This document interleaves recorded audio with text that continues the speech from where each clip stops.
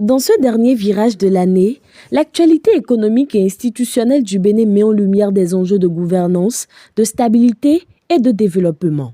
Bonjour à tous et merci de votre fidélité à la revue des publications économiques avec l'Économiste TV. Pour cette deuxième publication de la semaine, l'Économiste du Bénin nous fait découvrir une réflexion de Didier Zinsou, auditeur interne spécialiste gouvernance, risque et contrôle sur le sprint budgétaire de fin d'année dans l'administration publique. Le journal titre « Quand la performance se résume à la consommation des crédits ». Pour l'enseignant-chercheur, trop souvent assimilé à la seule consommation des crédits, la performance révèle ses limites à travers des dépenses de dernière minute et des actions à faible impact.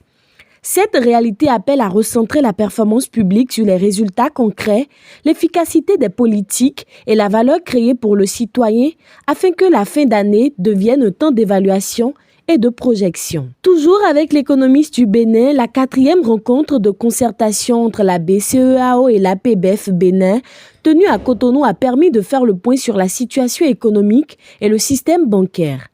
Dans un contexte de perspectives favorables pour le Bénin et l'UEMOA, la Banque centrale a insisté sur le respect du cadre réglementaire, la conformité des opérations en devises et la qualité des données tout en soutenant les innovations comme le paiement instantané.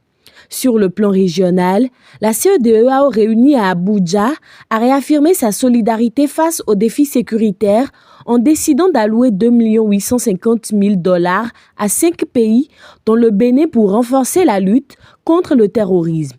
Cette session a également permis d'évaluer la résilience économique de la région et l'état d'avancement des chantiers d'intégration. Dans le domaine de l'énergie, l'Économiste du Bénin rapporte que le Bénin bénéficie d'un financement de 30 millions d'euros de la BERD pour moderniser son réseau électrique. Ce soutien, premier de la banque en Afrique subsaharienne, vise l'extension et la fiabilisation de l'accès à l'électricité, en particulier en milieu rural, avec des retombées attendues pour les ménages vulnérables et l'économie locale. À la suite de la tentative de déstabilisation du 7 décembre, l'Agence de promotion des investissements et des exportations rassure les investisseurs. Elle confirme la continuité des activités économiques, la stabilité du cadre des affaires et le maintien des garanties juridiques protégeant les investissements au Bénin. À Lomé, l'Économiste informe qu'à l'instar des nations qui visent un développement inclusif, le genre continue d'être au cœur des finances publiques au Togo.